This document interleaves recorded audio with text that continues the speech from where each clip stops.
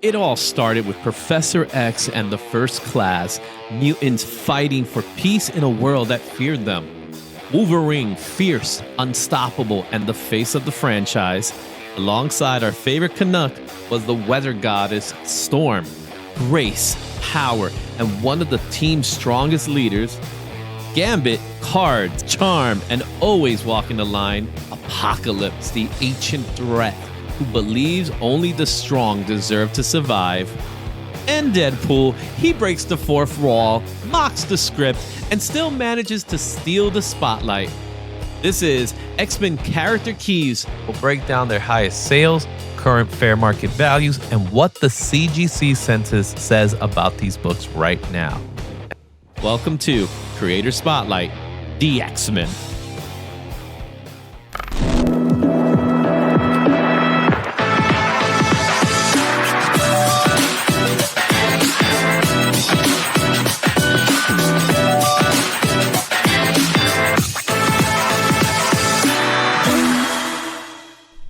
Want to win an original X-Men sketch comic with your favorite character on the cover? Just like the video and leave a comment with X-Men in it. But heads up, this giveaway is only open to US subscribers. Winners will be announced in the next Spotlight video. Good luck and Excelsior. What's going on, everybody, and welcome to Creator Spotlight. Today we're going to be focusing on the X-Men, and we're going to be focusing on X-Men key characters. So we're going to be looking at different types of characters, their marketing analysis, and all that fun stuff that goes along with it. I do have what I consider to be an X-Men expert with me, so I'm going to bring him out. But before we do that, let's bring him to the party and welcome him in.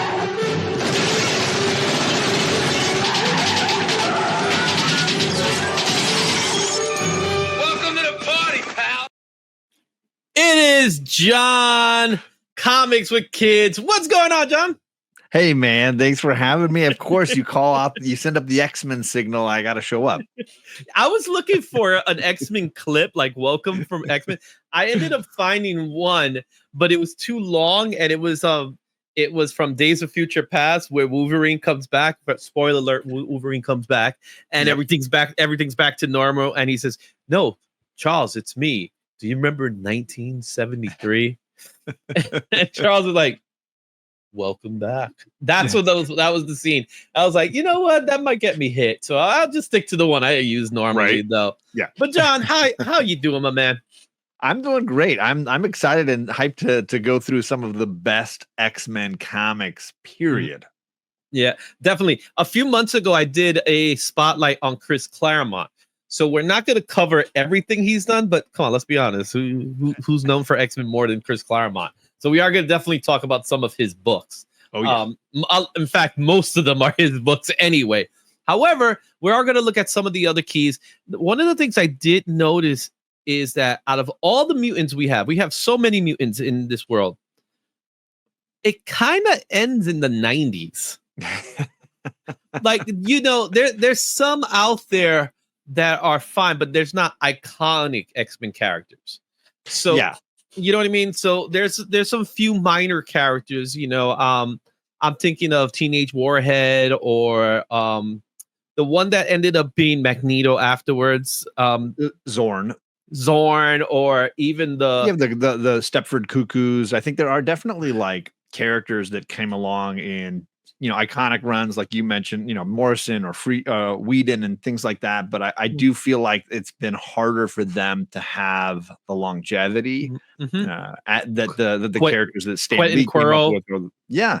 So I think some of those, I love Quentin Quire. I think he's a great character, but he just hasn't had the longevity and hasn't appeared in enough other big titles outside of his appearances early on. Now, I will say there is one, and I didn't include her in this list, but I don't call her so much of an X-Men character, even though she is part of the X-Men lore. Sure. X-23, Laura. She's probably the number one out of the new ones, but we're not going to cover her. We covered her in the Modern Icons a couple of weeks back, so we're not going to cover her. But I do want to show you something I do have. Have you seen this? No, but I think I love it already. This is the pilot series for the Pryde of the X-Men. I think I've heard of this. Yeah. This is a videotape, guys. This is kids. This is what the kids used to use and watch. All right. Back in the day. So you can see this on YouTube. So if you ever get a chance, watch the Pryde of the X-Men. In this, the team consists of Cyclops, Dazzler, right? Dazzler in her 90s gear, as you can see there. Yeah, the bandana and everything. Yep. Storm, Colossus, Nightcrawler is in the team. And here's my favorite part. Is this with Wolverine as an Australian? He's an Australian. I know this fact. I've seen clips of this.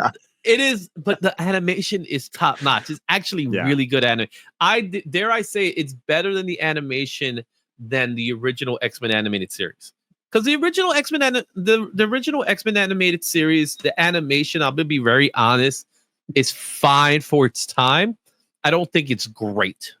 And then, of course, the last season was like a train wreck altogether. Oh goodness, yeah, we can't hold that against them. Yeah, so it's not better than X-Men Evolution animation, but if you ever watch it, the animation in this, remember, we're talking about early 90s, like 91, 92, something like that. It predates the animated series. Yeah, it is really good animation, and it's a solid story. It's a typical good versus evil type of thing. Kitty Pryde is in it, so Kitty's in it, and she's the one she's the one that's coming in, so she's our, she's the one that's in our perspective and stuff like that. So definitely worth checking out. It's on YouTube. I just love that you have the VHS. That's hilarious. I bought this when it came out, man. I was like, I gotta see this because it was part of it was part of Marvel Action Hour. I don't know if you ever remember Marvel Action Hour. It was a syndicated program. So it was a block of cartoons. It had Spider-Man and His Amazing Friends. Yeah, I remember this. Dino Riders. Yep. And RoboCop. Yep. But they decided to throw in Pryde of the X-Men for 1 week. And the thing is, it would go through repeats. Oh, Fantastic Four was part of it. Iron Man was part. Those cartoons. Yeah. So they wanted to get it into Marvel Action Hour, so they put it into Marvel Action Hour for 1 week. And then the reruns. If you remember back in the days, we used to do this thing called reruns when we needed to see an episode again. I always missed it. I could never get the episode. I was like, So when it came time for it to be on VHS, I immediately grabbed it. So that's a good thing. Anyway, let's get into this list. Let's start talking about these comics. We're going to be talking a lot about X-Men. So, and I know, John, as we get to our very first group of comics, I do want to say one thing. I'm an X-Men fan. X-Men is the comic book that I grew up reading.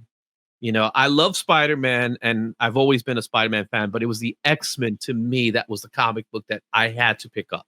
And the 80s and the 90s, X-Men ruled with an iron fist. So tell me, what's your fascination of the X-Men?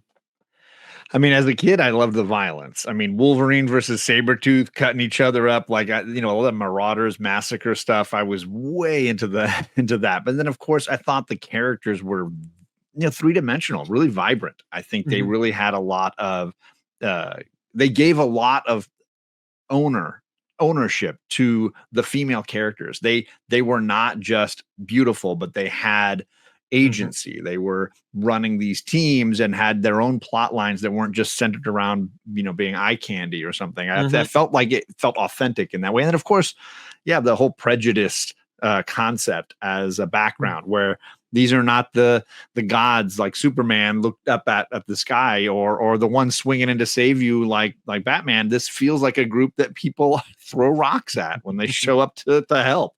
And I think that there's something poetic about people who are, still being good despite the way the world treats them. Yeah, and they definitely were analogy originally for Stan and Jack, where it had to deal with discrimination, the civil rights movements in the 60s.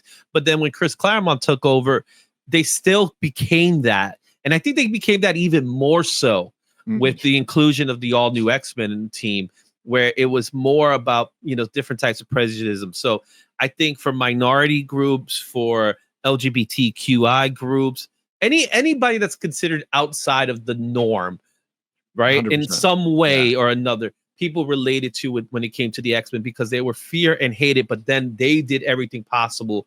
So, like, even if they didn't like it, like Wolverine did not like saving people, but he did it. You know what I mean? It's like, I gotta do it. Stuff like that. And then characters will be that way. And I think that was what made it cool. And then you had the cool factor to it, right?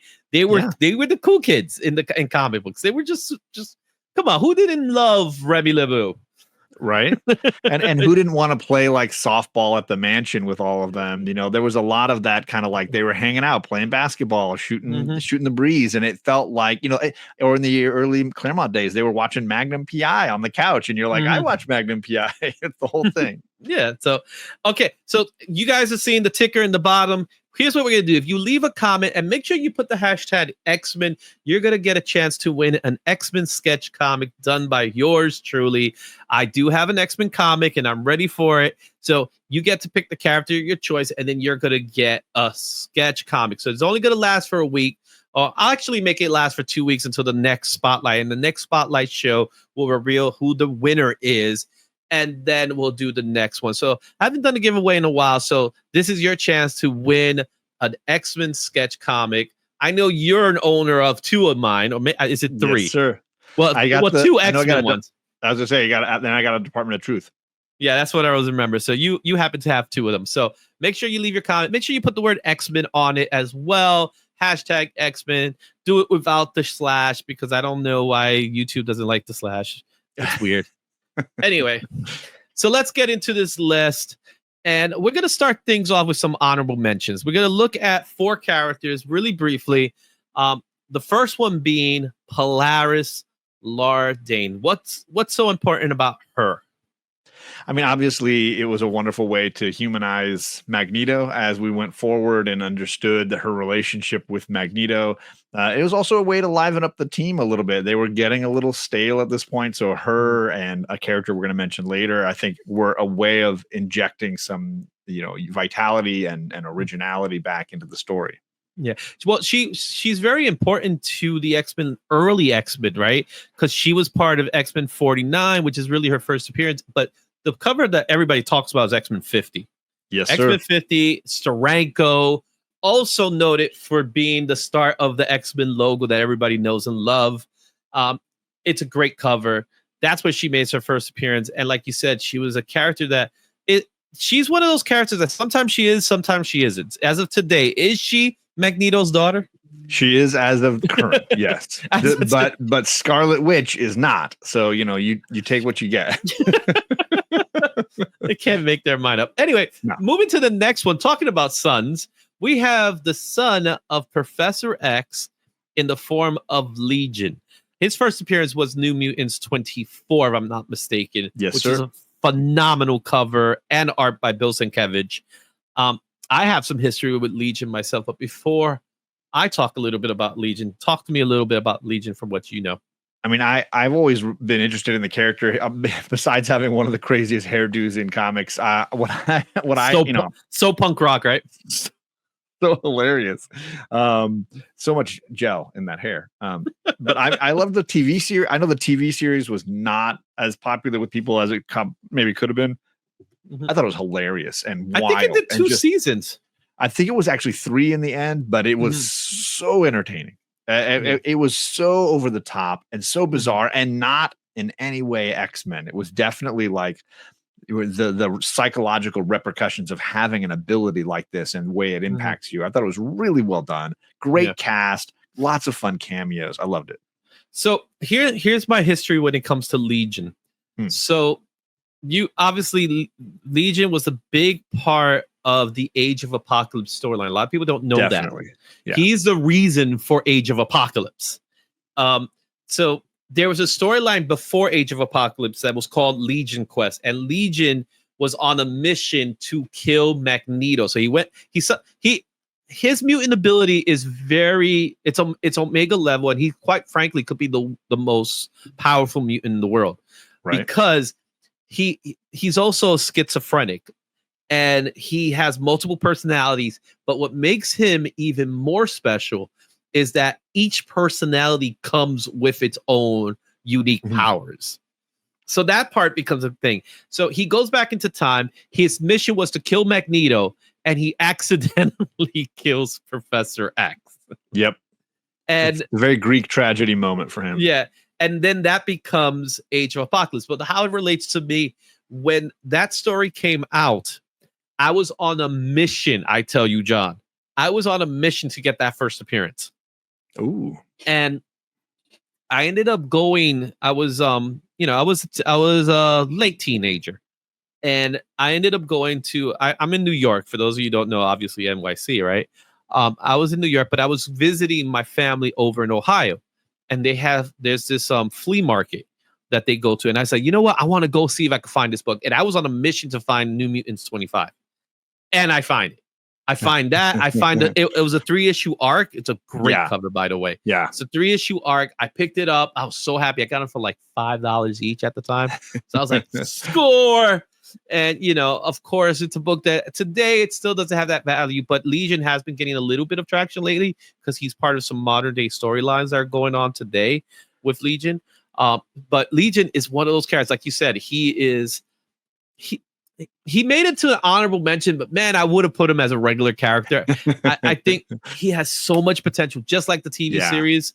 And I think the TV series was critically acclaimed. People love the TV series. The problem I think the TV series has, and I mentioned this to you before too, is that you kept teasing me X-Men, but you never gave me X-Men. It wasn't comic booky enough for comic fans, and it wasn't normal enough for normies. And so the problem was it was in the middle somewhere, and only certain people really found and appreciated. Yeah, because it was on FX, if I remember. Yep. And it had Audrey Plaza, who was phenomenal in the show. She was great. Yeah. So it short-lived, it had potential, and then of course the Disney deal came in and it was just completely done. Yeah. All right. Our next character is another character that I think is very underutilized, but always when he shows up, he has purpose, and that's Forge.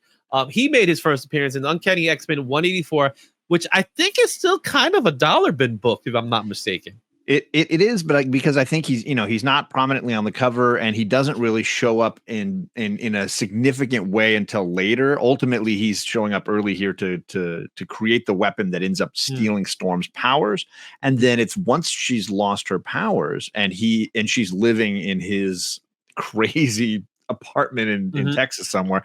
That's when I think you get to see that interesting side of him, where you see his abilities as a mutant, his Native American, and his backstory, and his soldier backstory, his time in war. And I think all of that makes a really well-rounded character, but it takes a while to get there. Yeah. And he's one of those characters, to me, he has such an interesting mutant ability. So kind of like with Legion he gets a power based on his different types of personality. In Forge's case, he could pretty much create anything. If he wanted to. So he was like, oh, I can make the machine to do that. And he's even responsible for doing time travel. He's big in the cartoons when it comes to Bishop. In the Krakoan era, he was melding technology with the sentient portions of the island to create some of those gates and to create communication technology. So he was doing organic technology in that era. Yeah, so I think he's underutilized. I think he's a type of character that you could definitely do a lot with him. But they just don't. I don't know why. It's weird. Yeah. Another character that made his first appearance in Launch Shot, in a limited series done by the great Arthur Adams. And it happens to be his first appearance. And it also happens to be Arthur Adams' first book. Also, it gives us the world of Mojoverse, which I absolutely love. And I think it's hilarious. But Launch Shot's one of those rare cases that I struggled to understand whether he falls under the category of mutant or not. It's tricky. And the truth is, he is only as popular as the Mojoverse is to the fan that's collecting it, right? So for you, like if you like Mojoverse, you're in on Long Shot. And I wax and wane on my interest in that whole world. And so sometimes a story comes along where a writer really crushes it, and then I'm like, yes, give me more of this. And then other times outside of that, you're just like, I don't know how I feel about this character. And he just, to me, he's cool, right? Yeah, the great character design. Right, great character design. I love the fact that he has 4 fingers in each hand. I don't know what they were thinking about it with the 4 fingers. He's the father of Shattershy. Is that correct now? Did they make that canon? I don't know if they've made that canon, but I wouldn't be surprised if it is. Yeah, because there's been all this thing about Shatterstar and him being related in some way just because they come from the same place. I don't know. It's one of those things, right? And they have a similar look, let's be fair. Well, they both have a glowing eye, so there you have it. The blonde hair and So there's that. But Longshot was definitely, he was an X-Men during the 80s run with Mark Silvestri. He had a thing with Dazzler. Him and Dazzler were an item and stuff like that. And he was, I think, before we got Gambit, everybody looked at Longshot as the cool guy of the band. He was the rogue character. The leather jacket guy, and of course Arthur Adams. So how could you not? All right. So there you have it. Those are your honorable mentions. Let's go into this list. Let's start off at the very top with the X-Men, the OG X-Men. We got Cyclops, Marvel Girl, Iceman, Beast, and Angel. But not only do we have them, we also have Professor X and Magneto, or like some people I know Magneto like to call him. I don't know why. Those people need to leave right now. But they made their first appearance in the original X-Men #1 and back in 1963. This book had a high sale of $871,999. Just give them the dollar, guys. Just give them the dollar. And that was a 9.6. That was in September of 2022. The last sale of this book was a 4.5 at 8,150. So it's pretty, the price of the book in a 4.5 isn't too bad. You know what I'm saying? You could get a poor edition. That's the average for $2,433. And the average is a 3.5 at $6,590. This has a high census count of 6,691 copies. And I mentioned it is the first appearance of the OG X-Men as well as Magneto. This is the book that kickstarted the whole thing. I mean, it's iconic. It's absolutely one of those books. It belongs up there with, the first Fantastic Four. Like it is just one of those quintessential Marvel moments. And you listed all these incredible characters. Even though I am something, give me all the hate you guys want. I'm something of a hater of this team. I do feel like the read is very Archie comics. There's a lot of, everybody seems to have a crush on. It was a product of its time. It was a product of its time. Very much of its time. For me, the best part about this book is it's Magneto. Like Magneto's first appearance is why I love this book the most. The new team or the original team is not my favorite, but Magneto is top tier. I'm wearing the Magneto was right shirt. He's the guy. So the way I look at this book, obviously we wouldn't get to what we get to without this book, of course, right? But I love hearing Stan Lee's commentary when it comes to X-Men #1. And he says, I just got tired of coming up with origins. So why not just let them be born with it? But what he ended up developing with him and Jack Kirby, and this is where I don't know if it's Jack or if it's Stan. I feel like this one's more of a Stan thing than it was a Jack thing. Because we don't really incorporate Jack Kirby into the X-Men the way we do with other Marvel properties. So I feel like this is more of a Stan property thing than it was a Jack thing. And I like the way he just threw it out. It's like, I was just sick and tired of coming up with origins. So I just said they were born that way. But then he comes up with the ideology of Malcolm X and Martin Luther King. So can you tell me a little bit about the Magneto Professor X relationship when it comes to Malcolm X and Martin Luther King? Like you said, Magneto was right. I mean, this was a very tumultuous time in American history. I highly recommend, there's a 3-volume book called March that really goes into the civil rights movement and kind of how much it was just pervasive across our nation. And so, of course, that's in a comic book world that Stan is creating with Jack that has so much connection. And it's not Metropolis and Gotham. This is New York City, right? We're dealing with real places and real situations. How do you tap into some of that? And so, for and it's hard to know exactly how much of this was on the minds of the creators at the time. But in retrospect, salesman Stan Lee was definitely hyping it, saying, no, I've got the reason he's called Professor X and not just Xavier is because he was tapping into some of that iconography for those two incredible, representations in the civil rights movement. Even though Magneto's more of the Malcolm X. 100%. Yeah. Magneto definitely aligns more with an aggressive stance and Xavier more of the pacifist, right? Yeah. Awesome. So let's get to our next group, and that is Scarlet Witch and Quicksilver. These two are very interesting to me because I think from everyone, they were the ones that branched out. They branched out of X-Men. We see their first appearance in X-Men #4 that came out in 1964. This has a high sale of $26,290 at a 9.8, and that was back in 2012. Would you believe that long ago? Last sale of this book was $1,810 at 6.0. Raws are going for $862 on average, while the graded copies are going for $1,560. That's a 9.8. That's pretty damn good. That's crazy because the 6.0 just went for more than that. Yeah, it's average. That's how average. This usually it's average. So, but the census count, there's 3,768 copies in the census. This is the first appearance of the Brotherhood. I love calling it the Eve of Evil. And I love how they justified it afterwards. But it does feature the first appearance of Scarlet Witch, Quicksilver, and then we also have Mastermind and Toad. There may be lackeys in comparison to everybody else, but they also have a big part in the universe of X-Men. Oh, for sure. But let's first get into Scarlet Witch and Quicksilver. You mentioned something about their relationship to Magneto. So as of today, he's no longer daddy. He in one of the end of the Hickman era events, but just before the trial of Magneto, it seems like he kills her.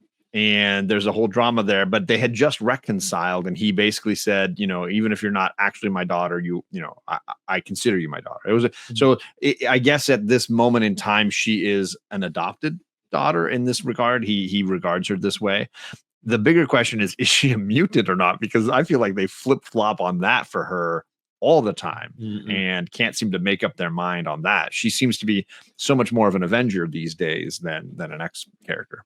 Yeah. And I think that was the interesting part with her and Quicksilver, right? Where when they were introduced to the MCU, Fox still had the rights to the mutants. So they were not allowed to call them by their superhero names. They're only allowed to call them by their original names. Their government names or whatever, whatever we want to call it, right? But they always made the distinction of Magneto's kind of is there, and it's always been like this whole thing where what I liked is that in the X-Men universe, we got a Quicksilver that, again, same scenario, kind of, you know what I mean? Even a scene with them together is like, do I know you? You look familiar. Like, kind of, you remind me of someone my mom used to date. I love that scene. And they never took that into fruition, even though when we get to WandaVision, they kind of like merged the two together in some way. And that was pretty fun to see it. That was cute.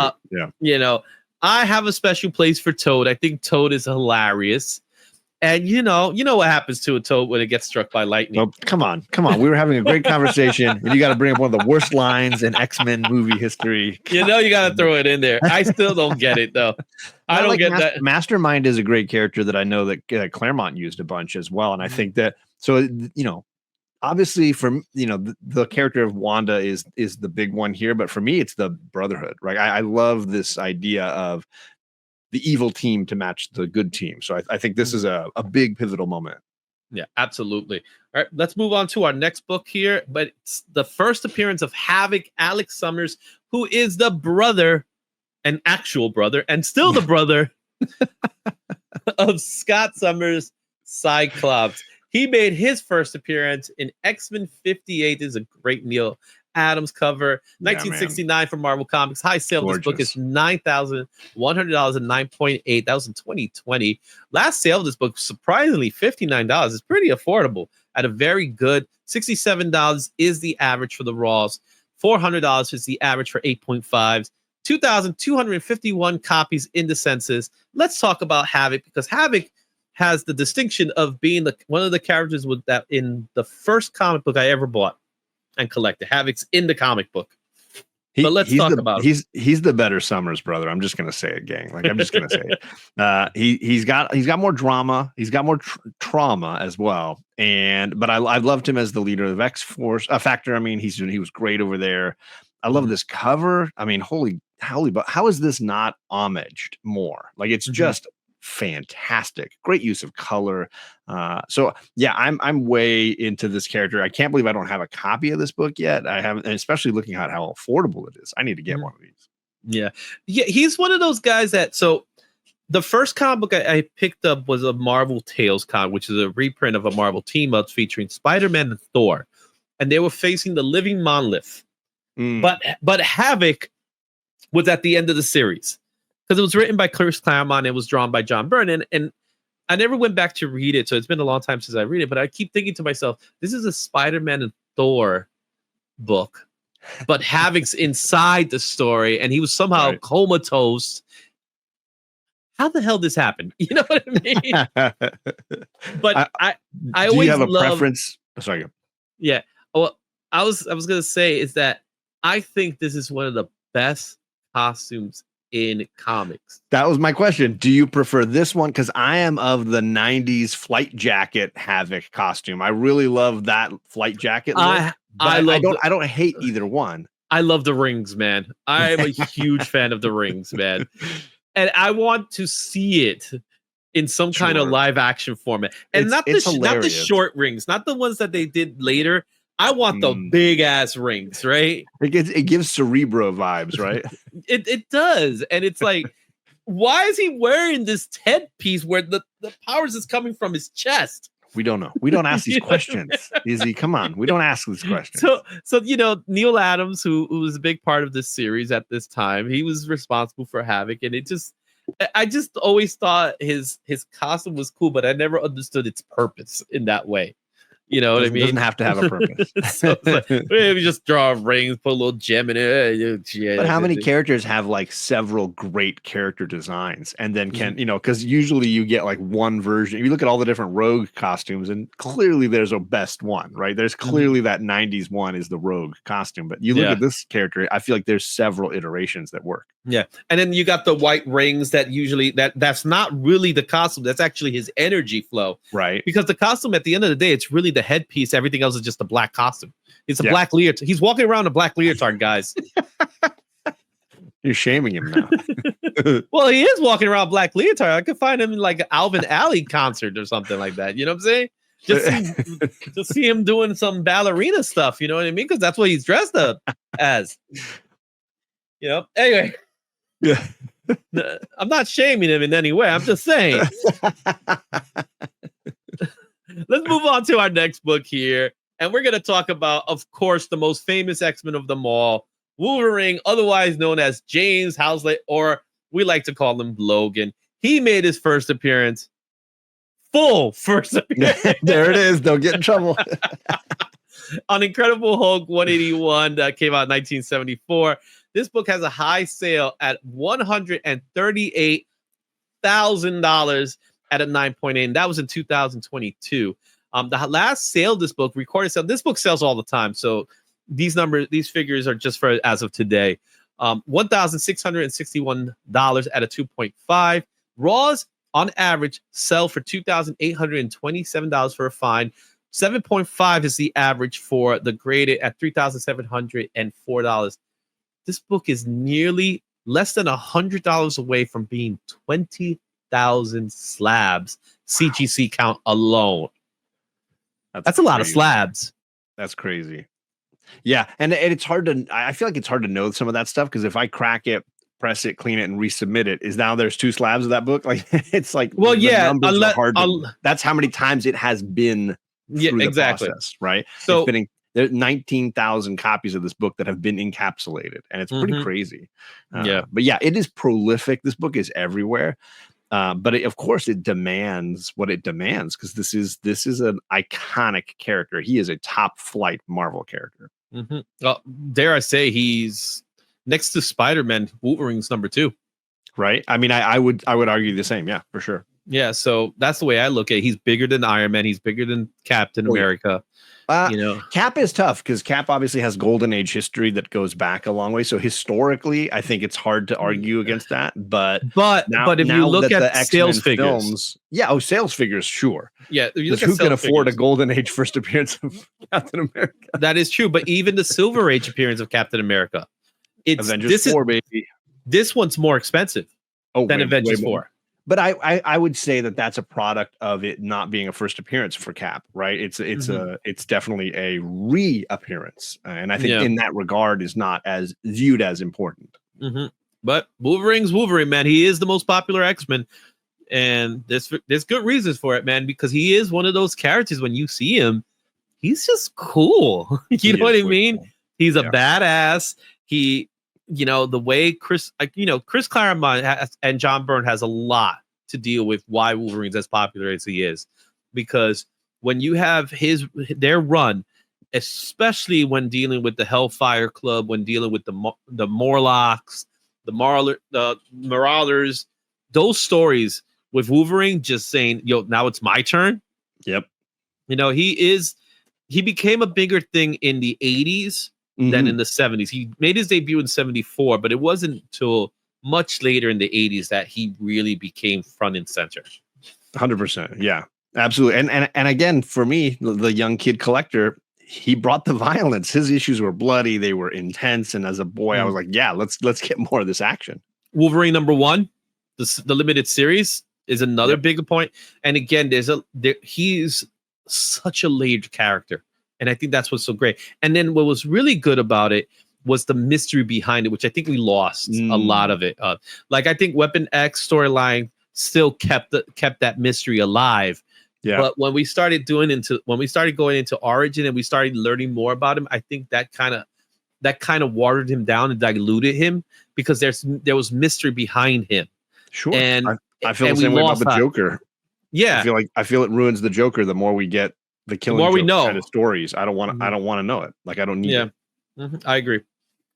All right, our next book is going to be a big one because this is the first appearance of the all new X-Men, and we're really going to be focusing on Storm, Colossus, Nightcrawler, Sunfire, and Thunderbird. They all made their first appearance in none other than Giant Size X-Men number 1. This book came out in 1975 from Marvel Comics. The high sale of this book was $170,000.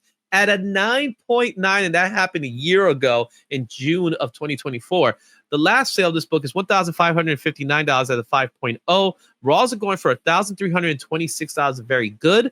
Graded copies go for $3,180. There's 14,542 copies in the census. This features, like I mentioned before, first appearance of Storm, Colossus, Nightcrawler, Sunfire. But there's some other people and some other parts. So talk to me a little bit about those. I mean, obviously, the island of Krakoa was significant the last few years, and this is the first time we see the living mutant island. And I'm a big magic fan. Ilyana Rasputin, the little sister of Colossus, he rescues her from a runaway tractor on their little Russian farm. This book, I think it commands the value that it commands because of the sheer magnitude of this cast. Man, they are absolutely buck wild. For me, obviously, it's the big three, right? Nightcrawler, Colossus, and Storm.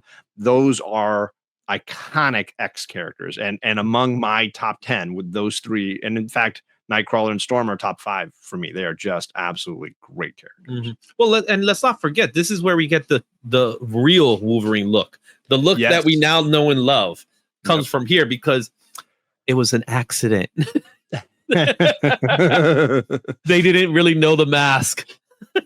Well, and he was still Canadian at that point. He hadn't gone over to America yet, so that's he didn't become Australian until much later. Yeah, right. All right. So now let's talk a little about significance. All right, we mentioned X-Men number 1. Obviously, X-Men number 1 is the first, so you can't have this one without the first one. But as far as significance, importance, would you say this one's more important than that one? I do, and I'm sorry to be the naysayer on that because I do feel like this is the start of the direction that became the quintessential form of this Mhm. team and these characters. I also want to give credit to the book that was always the bigger book when I was a kid, which is issue 94, when Claremont officially takes on the reins. Yeah. Because a lot of people think that Claremont wrote this, but he didn't. Len Wein was No. working on it at this point and came Claremont off did have, Hulk. but Claremont did have his say with some He of did. this They book. had conversations, knowing that Yeah. he was going to do the ongoing series. This was the launch for that, and they did converse, but he gets no credit as far as in the book. Claremont. But I think what's important about this is, and why I agree with you, and I think there's not going to be that many people that are going to argue it. I honestly believe this one's more important than X-Men #1 because X-Men was a dying brand. Oh yeah, it was on the verge. If this didn't work, it was going to be canceled, and we wouldn't be talking about X-Men today. It wasn't until Claremont comes in 94 where everything before 94 to a certain point was reprints of the previous books. Of Neil Adams books. They were reprinting the books. So it was a dead brand. It was dead. It was like, we're just making reprints to make reprints. And then they said, Len Wein, Chris Claremont worked together to say, hey, Crockham as well. I was gonna say Dave Cockrum doesn't get enough love for he what designed he did the characters. Yeah, before Byrne and after Byrne, he came back in to really keep this ship afloat. And I think I love the Cockrum era stuff. Yeah. So, and his designs are iconic. What he did with Storm, that we always seem to go back to Storm's costume. We always goes back to this original Colossus costume. We always go back to Nightcrawler's original look. It's Nightcrawler almost never changes. That look is so tied into him as a character that it's always that look. And it's all Crockham. That's all Crockham that comes along with that. So, and I've seen images of Storm. Crockham did use that look a couple of times with other characters. He created like this Catwoman type character. I heard something about like that, and I read it in one. I think it had samples in that first omnibus for this Claremont era, where they show you some of his designs. So that was something with her, but it ended up being this, and I think there's powerful characters. They're diverse characters as well. So there was something that was leading into. It's like, hey, we're going to make an international. It was an exciting way to launch it. You get to see Xavier pulling this team together. You get to see Cyclops on the verge of a breakdown because his best friends are all trapped, and he's trying to find a way to rescue them. And it was a very dynamic way to launch this brand, even though it felt as a collector like an annual that I didn't need until much later in life. It's probably the most important annual in comics, and 100%. I can't think of a bigger annual than this one in any comic, so it was a good way of bringing in a new team. I wish they would do some more things like that. It was a product of its time, but I'm happy it exists. Maybe someday I'll have my copy. I mean, I think it also is one of those books that I think if they tried to do something like that now, they'd get called woke for bringing together all these ethnicities from all these different parts of the world into one team. Like, why do they always have to be from Russia and Germany and Africa and Canada? Why can't they be American? Yeah, or Australian, right? Yeah, give them all Australian accents. I mean, they all went to the Outback at one point. I love how Nightcrawler is German, and people don't talk about it as much. That his mom is not German. You mean, are we going to get into Mystique here? You mean? Yeah. Well, I mean, he wasn't raised by her. Yeah. She didn't raise him. So, Mystique is kind of one of those characters that probably traveled around the world, leaving babies everywhere she went. Well, if I'm not mistaken, they did recently. Now that we're going to talk about Mystique in a minute, but they just recently. She didn't give birth to him. No. She's his dad. It's complicated, and the issue is very interesting. It's called X-Men Origins Blue. Yeah. And they basically tried to retcon to do some of the things Claremont says he originally intended to do, but was not allowed. Marvel wouldn't allow him to do. And I can understand not being allowed to do it. That I can understand because the concept is far-fetched. Yeah, the idea of these two ladies being lovers and one of them being able to shapeshift and change form and can manipulate her own DNA. And so she basically both carried the baby and gave the baby to so she actually gave birth. So I thought it was the other way around. Destiny now is giving birth, but but she basically created the baby and then gave it to her. It's really interesting as far as I understand it. And again, they don't spell it out because they don't want to be graphic, I guess, with it. But the idea is that I still believe Azazel's DNA was in there somewhere, and the way that she, and because people are like, oh, they got rid of Azazel. I this could be a whole show just talking about that, but like I don't think that that's what happened. I think Mystique is like all the DNA of the world. Like she just has it all. So she could impart the portions that she cared to impart into this child. We're getting a little graphic. Like I'm trying not to get. It is X-Men, but I didn't want it to be X-rated. So, but before we move on, because this has always been fascinating to me. Yeah. And what makes it even more fascinating is the character of Nightcrawler. Sure. So that becomes another layer to it, right? So for those of you who don't know, Nightcrawler is an active Christian. It's Catholic. He's a Catholic. Yeah. He's an active Catholic, which would oppose to this whole idea in general. Yeah.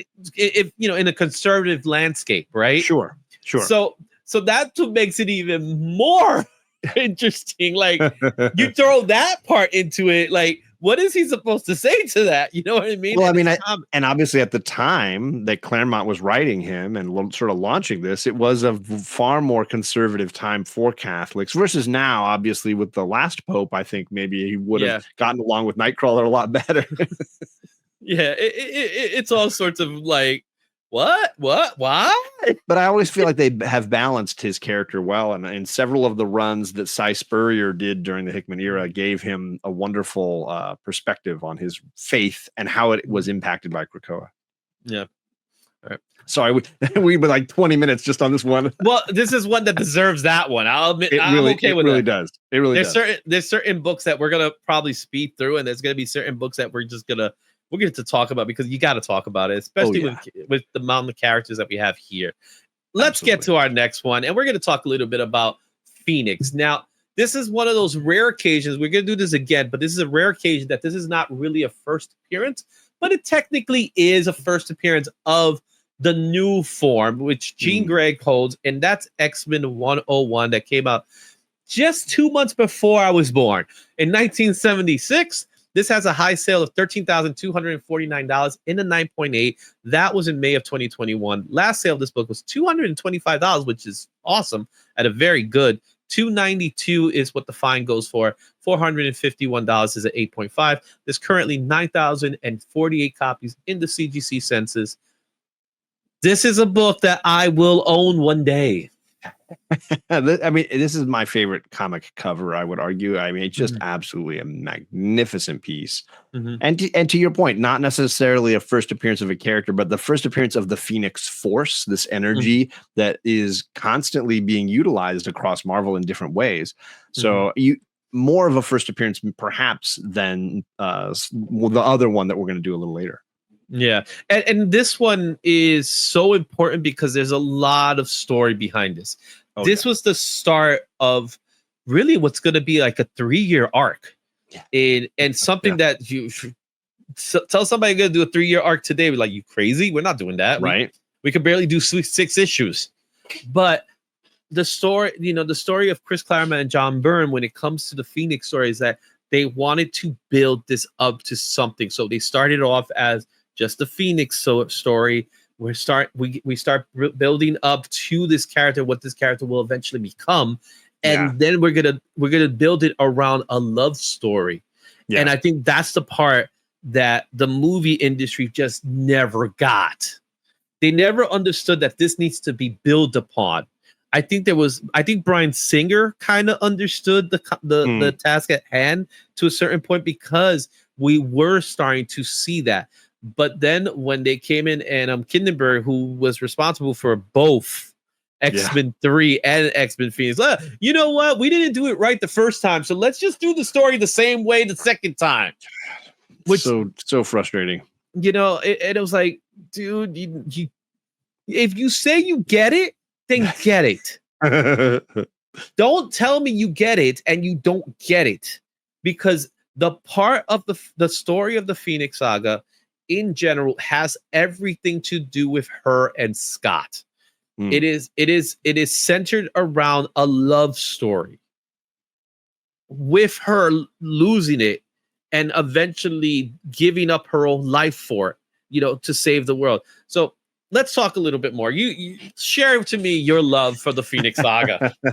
I mean, it is the defining event, if you want, from the Claremont era. And it like, to your point, it spans across all the way to 139. It really is built upon the original team. And it's almost like Claremont being able to say, look, I want to acknowledge where this story started. I want to acknowledge what Stan and Jack did, but I need to say goodbye to it so that I can continue on the journey I want to say. So he really built this into that first run as his way of saying, yeah, I'm introducing a whole new team, but Jean is still here and Scott is still here, and I want to give them their proper send-off. Yeah, and he never really disregarded the old team. They always came back here and there. Like, eventually they will span upon different teams. Like Beast was a big prominent part in the Avengers. Even Angel was part of the Avengers for a very short time period. I found that out. I think it was the Defenders had. Then the Defenders as well. Yeah. So they, you know, the original OG X-Men, they were still around. Yeah. But they were doing things somewhere else. They were in a universe, in other words, where these new characters, he had to build upon them. He did do the love triangle. The love triangle made it interesting, but everybody, and even Wolverine knew, which the movies didn't really get. It's about Jean and Scott. It's not about Logan. Just happens to be the bad boy. You know what I mean? The story. And, you know, I think the cartoons got it best rather than the movie. And they built it. They made it into, this is a long story. This is not something we're going to wrap up in a couple of issues.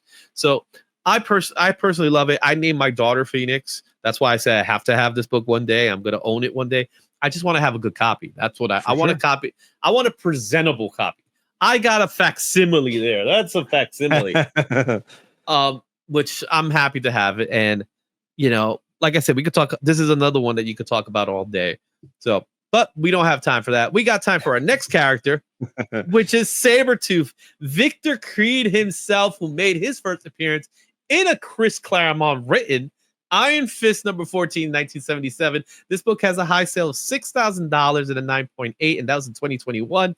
Last sale of this book is $514 and 9.4. The Raws are going for $233 at a very fine. The graded copies, the average is a 9.2 at $493. This has a census count of 7,910 copies. Sabretooth, the arch enemy of Wolverine. And now, can you refresh my memory? How is he related to Wolverine now? They grew up together. That's what it is. James Howlett was the son of the gentleman who owned the manor, and then Sabretooth, Victor here, was the son of one of the women who worked in the house. So it's kind of like upstairs, downstairs, Downton Abbey kind of a thing going on in that household. And then they shared a father. I want to say dad was boinking. And so they may be half brothers is what I think Wolverine Origin finally gave us. Answers that question. Yeah. Yeah. I remember reading that part and stuff. And they kind of did that with the movie as well. The Origins movie, which I think that's the best part of that movie. That if they would have kept it with between them two and not throw in all this other crap that they ended up throwing, you would have had a solid movie. Everybody says watch the opening credits when they're like fighting through all the wars in history, and then that's the movie. That's the whole movie. But every scene that Lev Schreiber and Hugh Jackman have together, they're top notch scenery. Like if you cut that movie and you just make it them two and get rid of all the minutia, like literally all the minutia that you don't need. Like even I think Kitsch was a great pick for Gambit. Not even remember. We don't need to remember he was in that. We don't need to. We can just keep going. He doesn't need to be part of it, right? Like even in that one scene is like, I'm here, and Wolverine just punches him like he was Batman. Like you don't do that to Gambit, man. But their scenes together, was awesome. And Lev Schreiber was great. And one thing I love about Sabretooth. It might sound despicable. I love that he always gives Wolverine a nice birthday present. He remembers. He remembers it. He remembers his birthday. Yep. The Sabretooth War last year was graphically fine. Yeah, that was intense. So tell us a little bit about his birthday gifts. Yeah, so this last drama, the Sabretooth War, he carved up several of the other Wolverines and left them out in the snow as a thank you card to Wolverine. I remember he wrote happy birthday with it though. with body parts. Yeah, it was intense. Yeah. But that's a common thing with him now. He does that. His goal is to do that every year to kind of like this, to destroy Wolverine. And it's something, man. But their rivalry is one of the best in comics, man. They're well matched, and I think it makes for exciting drama whenever they fight. Exactly. All right, moving on to our next guy, or gal, or guy, or whatever you want to call her. all of the above. All of the above. Raven, Darkholm, Mystique. Look, she's even saying, "Shh! Don't tell him. Don't tell him I'm actually daddy." She's one of those characters that made a rare first appearance in Miss Marvel 18. Now, Miss Marvel does have a lot of ties to Mystique and another character by the name of Rogue. So there is some major tie-ins with Miss Marvel. This book came out in 1978 from Marvel Comics. High sale of this book was just $1 shy of $3,000 at 9.8. That was back in 2022. Last sale of this book is $37 at a no grade. Raw's going for about $70, so it's very affordable. And 9.4 is the average for $254. There's 3,120 copies. This is Mystique's full first appearance. She did make a cameo in the previous 2 issues, but it wasn't until issue 18 that she really comes into like. So we talked a little bit about Mystique. Why is she one of those? Sometimes she's a villain, sometimes she's a hero. She's one of those. She's whatever she wants to be. Character for me. She's a top 5 X-Men character for me because she has her own moral code and everybody else be damned. Like I'll be a good guy for you. I'll be a bad guy for you. I don't care. I've got my moral compass and the rest of you all can just, walk off a cliff. I don't care. And I like that about her character. And it fits nicely with her being this sort of rogue-like character. I keep using the word rogue like in D&D, not necessarily like the character from X-Men. She is duplicitous as her abilities naturally lend themselves.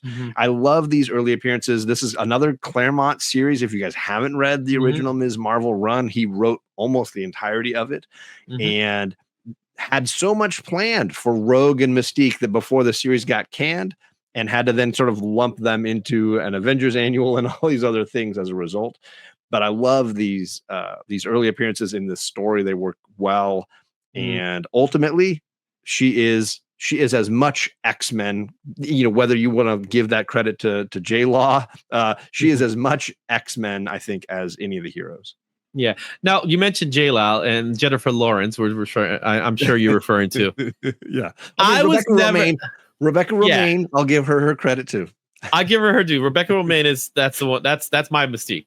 But the live action versions of Mystique are totally different to me than the comic book versions. I don't get the scales. I don't get any of that. I don't understand where that came from. Well, that came from 2000s not wanting to make it look like the comic book version, which they were getting there. They were getting there. If you go back one slide here, that's the costume. The one with the skull and the white and the gun. And that's the Mystique that everybody wants. And I as much as I love those actresses, and obviously they were very talented in those roles. Yeah, I want the animated version. I would love to see Rebecca Romaine wear that costume some form in the next movie. Because she's coming back. She's coming back. So I'm down for that. All right, let's move on to our next book. And that is a book that deals with, her name is Kitty Pryde, but this is the one X-Men character that every 5 years she has a new name. So she's Sprite, she's Shadowcat, she's what was another one that was short-lived? Ariel. Was it Ariel? Ariel, and then Kate. Most recently, Kate Pryde. Yeah, I'm a sucker for Shadowcat. That's the one that's the one that I think that's 100%. Kitty Pryde. Shadowcat, obviously Lockheed's there. She is, and we're going to talk more about her, and we're going to talk more about another character that's going to follow because she made her debut with this character, Emma Frost, the White Queen. Yeah, she was one of my first crushes. I wonder why. As you should. Yeah. Logic.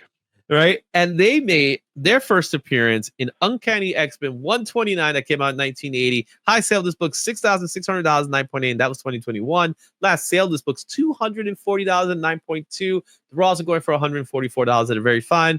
The graded copy goes for $420, 9.6. There's currently 8,498 copies in the census. It's their first appearance, Kitty Pryde's first appearance. It's also what she was known as White Queen, Emma Frost's first appearance. This is also the first cameo appearance of Sebastian Shaw, who is what kind of king is he? He's the Black King. He's the Black King. I'm thinking Shadow King in my head, but it's not Shadow King. No. Yeah, because this is part of the Hellfire saga, which leads into the end of the Phoenix saga and the Dark Phoenix saga. But you mentioned before we went live, you're like, this cover is not great. I think that's I'm not a big this book back in a lot of ways because this is a massive key, and for me, this is one of my all-time favorite books outside of like Giant Size X-Men 1 as far as X-Men lore. And this is when the series kicks it into a whole other drive because we're not up until now focused on these characters as students, and then we get a teenager added to the school, and it now feels like a school again, and we're teaching, right, and we're learning, and these characters felt a little too old, and so getting Kitty Pryde in there gave us that, before it was existing, that new mutant blood. And then Emma, to your point, iconic character, and again I keep saying top 5 for me. It's Storm, Nightcrawler, it's Kitty, it's the White Queen, Emma, and it's Mystique. These are my favorite mutant characters, and have 2 of them popping off in the same book and doing such a great job. The story is so good and built around the 2 of them. It's great. Yeah, and like I said, we talked about this. As I said, I'm not a big fan of this cover because this cover doesn't tell me anything, especially when it comes to them. It's their first appearance. They're not in the cover. Emma makes the cover 2 issues later, right? Which is a big, massive issue. We don't see Kitty in the cover for months on end, right? And I think it's because they didn't have a character design for her. They didn't have a costume and a look for her, and they kept changing their minds in the costume. And she, as a teenager, kept changing her mind. Well, and that's kind of what teenagers do, right? So it's 100%. Kind of, it kind of fits the character in that way. Absolutely. And then she eventually ends up being the character she ends up being. And I think Shadowcat's my favorite version of her. Because that's the version that I got to do. I love the blue jacket. I love the blue mask and all that comes along. And then, of course, her relationship with Colossus that blooms from it. The movies kind of screw that one up, too, with Iceman. Yes. I was like, oh, man, it's Colossus. That's who she's with. And then it kind of retconned that, and they made her with Colossus in Days of Future Past. They kind of made that a thing. But it was like the damage was done, guys. Because we all know what happens to Iceman afterwards. But like I said about this cover, I never found it. This to me was just another panel for a cover. And it didn't scream anything to me. And like you said, it kind of makes the comic hurt a little bit. It's not to say that it's bad. I'm not saying it's bad artwork. I'm just saying it's a panel. Yep. It's not representative of these 2 iconic ladies who are now being added to the series and giving them any kind of relevance. Yeah, exactly. So moving on to the very next book in this run. That's just how iconic the X-Men are. That the very next book gives us the Dazzler. And the Dazzler is one of those characters that's so fun to talk about. She was one of these late additions to this list, but I figured, why not? There's a lot of talk about Dazzler when it comes to the last couple of years when it comes to Dazzler. She made her appearance in, like I said, the very next issue in 130 that came out a month later, 1980. This has a high sale of $2,100 and 9.8. This book, this 2003 was its height for many reasons. Last sale of this book was $78 at a no grade. The raw now goes for about $95 at a very fine. 9.6 goes. Look at that drop. $317 at a 9.6. Yeah. There's 6,402 copies. I'm pretty sure 6,000 of those copies were all sent 2 years ago, including the one I got back there. So let's talk a little bit about the history of Dazzler, because she kind of jumps into the story in a very weird way. Yeah. Right. the backstory seems to be Marvel was trying to create a movie and wanted to create a character that would launch a movie and a brand. And so they shoehorned her into what Claremont was doing, and he had to kind of make the best of it. And it, of course, never materialized into anything else. So it for a lot of people, it feels like a lot of hype and no substance. I love this cover. I think this is one of my favorites in this run. The disco lights on the logo across the top is absolutely fantastic. All the characters that are like hidden until you start to really get in there and be like, oh, that's Cyclops. Oh, there's Nightcrawler. It's really fun. And for a first appearance character moment, it works for me. Yeah. And even like you mentioned, even the X-Men logo has been manipulated. And what was interesting, like you said about Dazzler, she came in a little too late because she came in 1980 when disco. She was supposed to be a disco character. She came in when disco was dying. It was on life support at this time, and like you said, they were planning to make something of this outside of the comic books, and it just never came into fruition. She, for a very long time, she was a forgotten character. They even changed her look. They kind of kept it in tone with whatever time period it was. So she was very 80s like. So she looked very 80s like. She got the look, she got the haircut, and all that Pat stuff. Benatar thing going. Yeah, she had, and I personally like that look a lot. I think that look is really cool. It's really stylish, and they usually come back to it, back and forth to this. I think what makes Dazzler one of those characters is she's always in the limelight because everybody's wondering who is going to play Dazzler. So the big line was that it was going to be Taylor Swift. It was going to be Taylor Swift. It's going to be Taylor Swift. Until the very movie shows up and like, we told you she's not in the movie. Yeah, but you do that kind of stuff all the time. And now Sabrina Carpenter is now the front runner for this character. So I mean, I don't know. I feel like this character is as fun as you can want for a character like this. They're a performer. They're not necessarily a fighter. They're creating, an element of entertainment in their universe. But I just don't know as far as like a marquee, like let's put them at the front of a movie and pay an actor an insane amount of money to cameo. It seems like a little bit much to expect. Yeah. I think the day will happen. I honestly believe the day will happen. So we'll see. Right now, it's Sabrina Carpenter. I'm still on Taylor. I want Taylor. Anyway, she would have been great. She would have been fun, man. All right, our next book here is Anne-Marie, better known as Rogue. She is one of my favorite characters because she is one of those mutants that her power set makes her so important. She made her first appearance again outside of an X-Men book, an Avengers book, no less, in what many believes to be one of the ugliest covers in comics. Avengers Annual number 10 came out in 1981. This has a high sale of $2,500 at a 9.8. That was in 2021. Last sale of this book was $77 at a 7.5. The raw goes for $45 at a very fine. 9.6 is the average for $181. There's 11,880 copies in the census. And she's in the cover. She's that question mark. Actually, I'm not certain because I had somebody tell me that that's actually a different character because Rogue has very short hair in this book, so that might not actually be her. So that might be Maddie Pryde.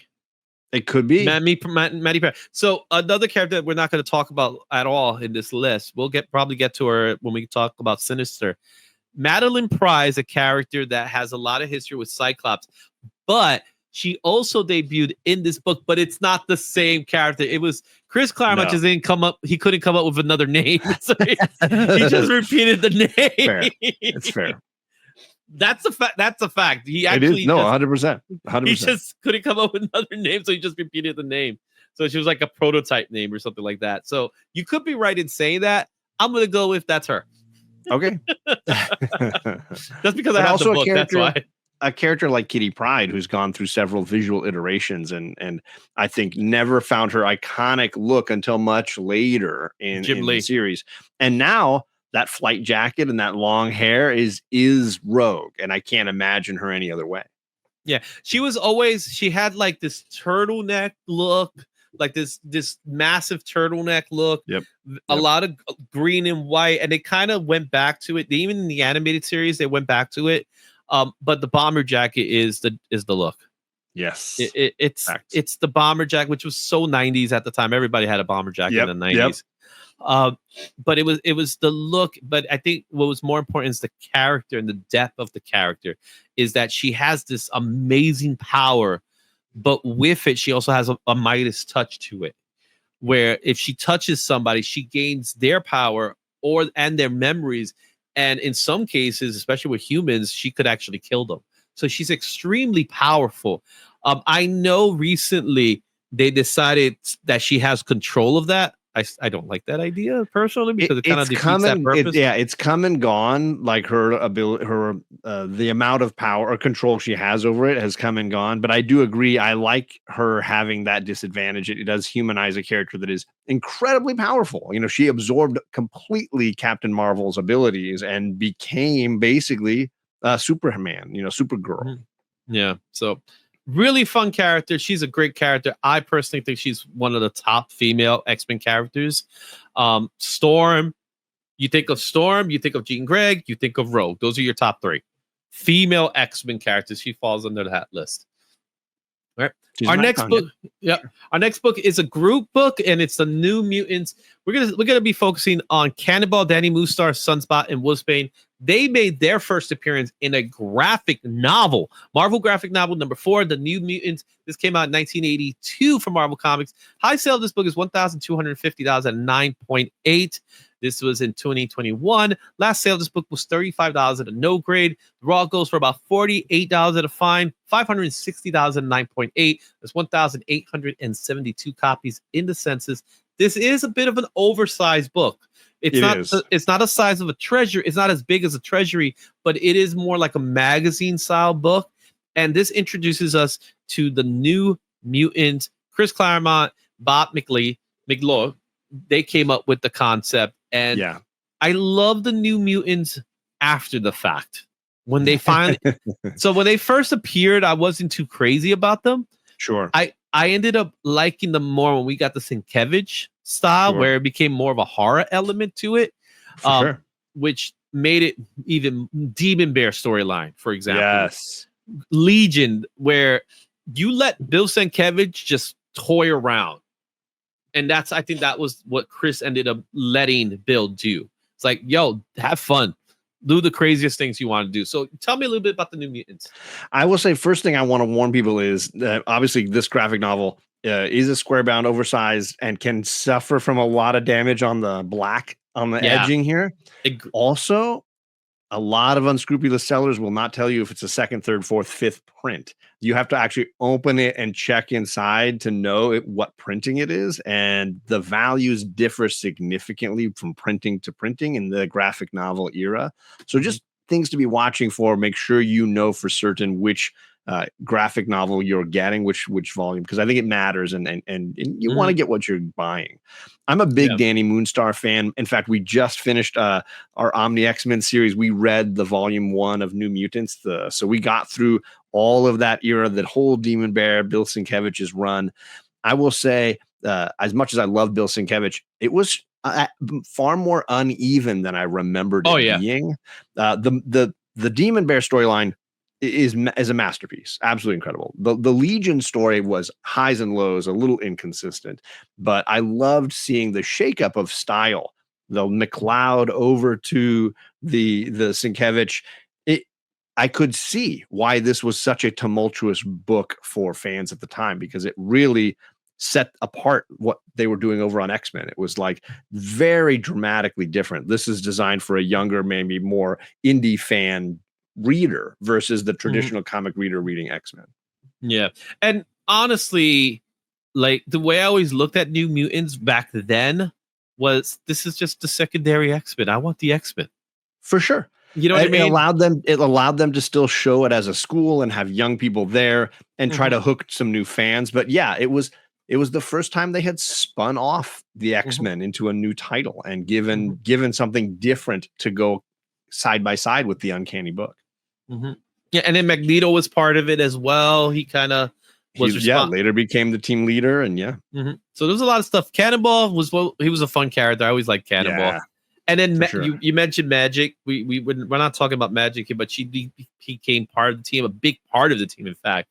100%. Sunspot's another character who has the Latino background. Yep. So a lot of good stuff with this. Wolfsbane's another character that's really cool, underappreciated character as well. Yeah, it's a multicultural crew here. You have people from almost every continent represented, and I think that's another testament to what Claremont's vision for the X-Men were, is that this was not a United States team. This was a more universal squad. So before we move on, did you ever catch the movie? Did you ever see the movie?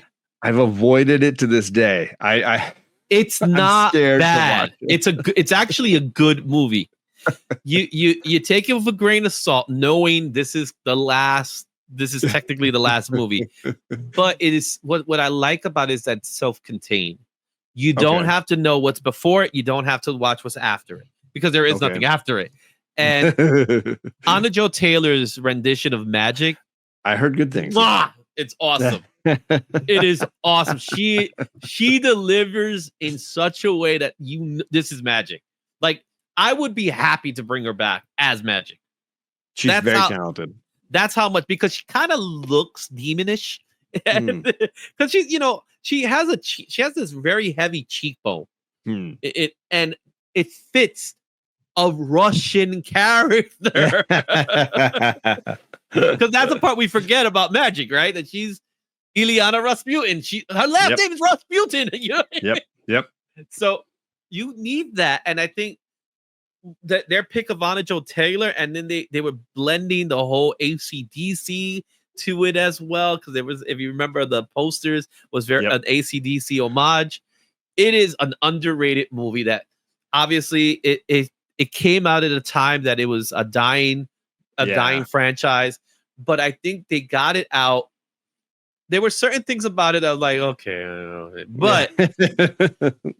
But at the end of the day, it is a good movie. It's not a great movie. It's a good movie, and I tell you, take a moment, watch it. Okay. I think you'll appreciate it, because they are doing Demon Bear. They're doing Demon Bear. I do. Yeah, I do know that's a big piece in it. Yeah, so they are doing Demon Bear, and it is a horror movie. It is absolutely a horror movie. All right, moving on to our next character. I think this is one of X-Men's, outside of Magneto, I think he's number 2.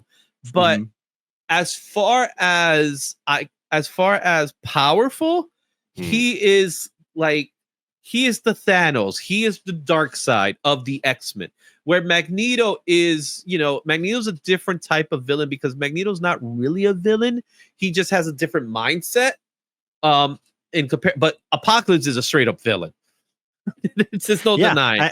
I think one of the things that has been interesting up until Hickman is how consistently they kept him in that wheelhouse. And a lot of X-Men villains tend to be gray area characters where they could be sympathetic in the right circumstances.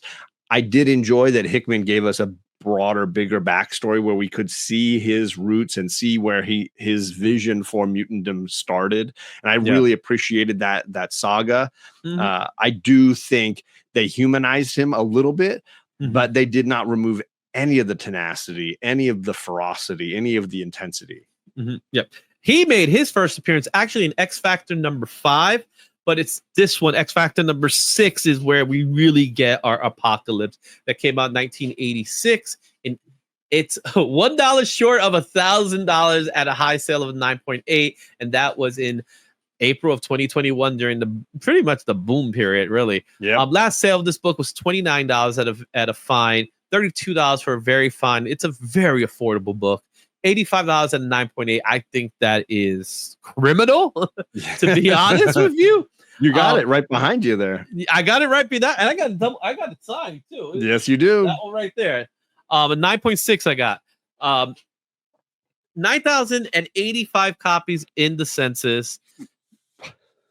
Apocalypse to me is just waiting for his moment. And I think when we get to the MCU and we finally get to what people are calling the Mutant Saga, I do believe he is going to be the main villain behind that saga. So this is one of those books, again, very affordable. It does have high print. It does have a high print run. I'll give it that much. I don't think it has an extremely high print run because X Factor was a secondary book. It wasn't the first. It was true. Uncanny X-Men. You're going to get those cheap everywhere, right? Because they printed all those books all the time. But X Factor was a lesser print run, even though this comic book in itself has a lot of potential. So, when I think about investment books, this is one of those books I think about investing in. Don't get me wrong. I don't think this is a book that's going to be like, $20,000 or anything like that. But what I do believe is at its current price, this is probably going to be the lowest price for this book because come next year, he's going to be front and center in the X-Men animated series. And you know how Disney, I'm sorry, you got to know how Disney thinks. Disney loves to try out characters somewhere else to see where they come. And okay, we could probably pull it off. And then they bring it into the main picture. Yep. So that's what I think is happening with Apocalypse. They messed up in the movie. Oh yeah. They messed him up in the movie big time. And they even had Oscar Isaac playing. I mean, the casting was amazing. I don't know how you screw that up, man. Yeah, they messed up that whole story with him and his motivation. I don't know what kind of acting chops was Oscar Isaac thinking at that time. They turned him into this a character that looks like he belongs to the Mighty Morphin Power Rangers. Honestly, Apocalypse is... You give me Age of Apocalypse, a movie, trust me, people are going to go crazy for it. No, I mean, I it's one of those rare times when I feel like they did a lot of practical effects when they probably just should have gone digital the whole way for the character. But whatever, it's a great character. It's a great storyline. These Louise Simonson early issues of X Factor are a lot of fun. Yeah, and Apocalypse is he's evil. Yeah, that's it. 100%. He's evil, man. That's it. Sometimes you just gotta make evil. All right. Going to our next book here, we're gonna be talking about Psylocke. I think many would say she is the sexiest X-Men alive. Some will argue for Rogue, some will argue for Jean Grey, but I gotta say Psylocke or Storm. But I will say the most sexualized X-Men out there. Oh yeah, it's gotta be Psylocke. Betsy Braddock, who surprisingly made her first appearance in New Mutants Annual #2. She didn't look the way she looks there. That came out in 1986. This has a high of 1,100. I was shocked by that high. That came out in 2021. And compare it to the last sale. $15 at a no grade, $22 at a very fine. A 9.6 is going to go for $103. That's what you call a fall from grace. 3,045 copies in the census. Psylocke's first appearance is not what you know today as Psylocke, because there's a lot to uncover with Psylocke. Talk to me a little bit about Psylocke. Honestly, this is where I sympathize with people that say they hate X-Men. It's so bad. It is one of the most convoluted backstories, and it's one of the few times the epic roadmap of Chris Claremont derails. It didn't materialize the way it usually does, and you end up with this sort of fractured character. When they finally figure out a really cool character design and a look for this character, they don't know what to do with it because it doesn't make any sense anymore. And then they've almost got the two characters, Quanon and Betsy Braddock. And sometimes she's like her brother and leading Excalibur and carrying a sword and being like, Captain Britain. And other times she's this now she's Asian and she's got a sword and she's wearing like the skimpiest ninja costume we've ever seen. There's no consistency here. And I understand why that is frustrating to a reader. So I love the character that we get in the 90s. I just feel like it's never been retconned to an extent that would be readable. Mm-hmm. Yeah, and you mentioned her sister. I don't even know how that works, that story. Is she a twin or something like that? I think at different points they've said it was the same person in one body, and then they'd split them into two. I don't even know, because even her superpower set, she's kind of a telepath, but but she's not the same level of the telepath as Emma. One's British and one's Japanese. How do you figure that out? Yeah, and then you get Olivia Munn who plays the character. I mean, shout out to Olivia Munn pulling that costume off beautifully. I mean, when I saw it, I was like, they did it. They made the costume happen, and she was great. Shout out to Jim Lee who made her look amazing ultimately that's in a Pikachu swimsuit. I think what made this character work is the fact that she was prime during the Jim Lee era, and it's probably the issues between Lee and Claremont that led to such a fractious, discombobulated character design. Yeah. Well, she is the sex symbol of the X-Men.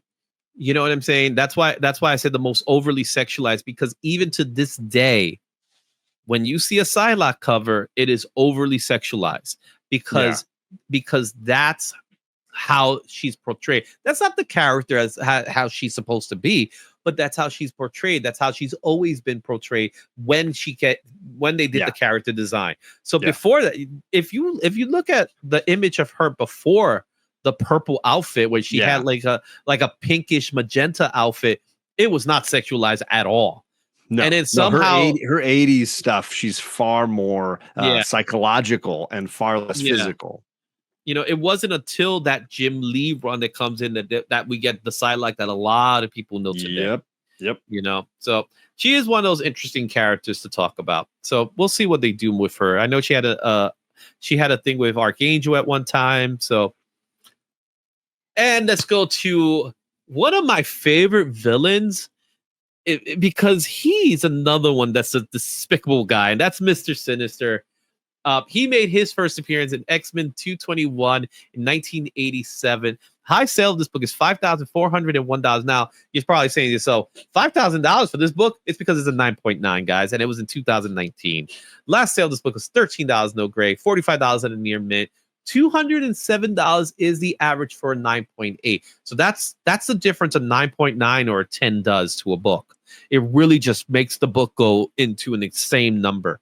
10,406 copies in the census. Let's talk a little bit about Sinister, another character that his day is coming.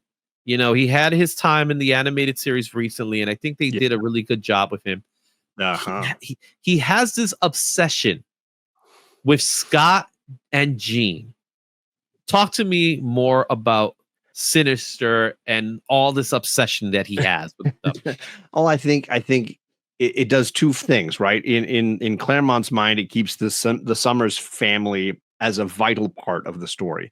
But for the character, Sinister is clearly driven by the understanding that the genetic line that runs through the Summers family all the way through to Nathan and Hope, this is valuable material, the genetics of this family.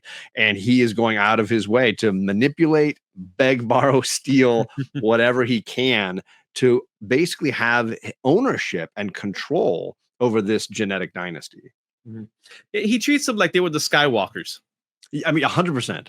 Right. And it's funny because as a somebody who feels like other than, my favorite is Nathan, but other than Nathan and sometimes Havok, I'm fine getting rid of the Summers. So I'm almost cheering for Sinister to get full control and go and make the Summers babies on the side and give us the rest of the X-Men. Now, refresh my memory with Sinister. He is not a mutant, is he? This is interesting because it's gone back and forth, and at different points it has and hasn't. As I understand it right now, he is not.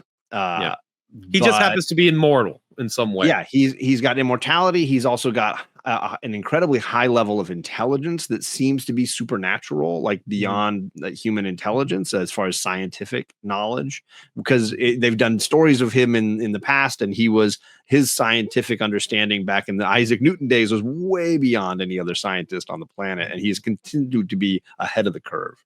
Yeah, so technically you could say that's a mutant ability in some way. Right. His immortality is part of that as well. the fact that he's always constantly being like a henchman for Apocalypse in some weird way, that part I never kind of got that story between their. I think it's related to their end desires, right? Because Apocalypse wants survival of the fittest. He wants the strongest and most powerful mutants, and genetic tampering is what Sinister does. So there's an alignment of goal in some manner here, where Sinister is trying to collect all the genetic material he can to then control the line for mutants, and then Apocalypse wants to use it to make the strongest mutants. Yeah. Out of all the characters I want to see in a live action, Sinister is the one that I'm so curious to see how they're gonna make that work. Can they make it work? I feel like he looks so much like Colossus sometimes that it's gonna confuse people. The character design can be very similar. Yes, but then you have the gem in his head. You have the fact that he's actually white skinned. Yeah. So it's not that he's silver or made of metal. He's just he's white. We're like, and I'm not talking an amazing cape. Yeah, and then he has a cape that they couldn't do an animation in the original. They could not pull it off. Oh, that's funny. They made it a thing in '97. Where we need to make this cape work, and that was part of the reasons why they were doing it. I did see an interview with DeMaio, where he was talking about the animation of Sinister, because if you go back to the original, they couldn't pull it off. There was no way they could figure this out.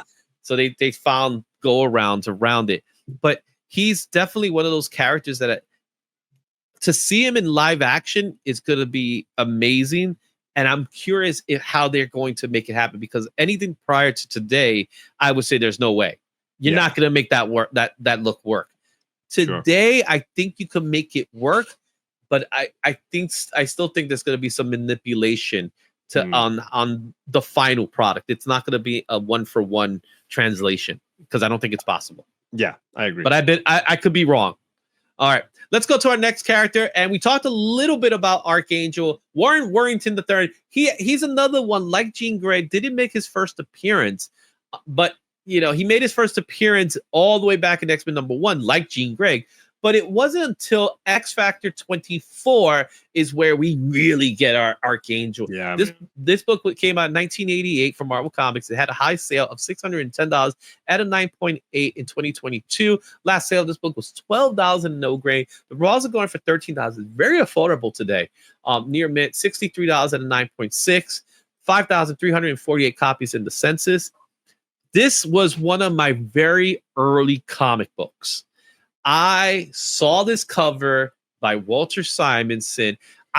There was something that I'm going to say always fascinated me about the cover, and it's not even the image itself.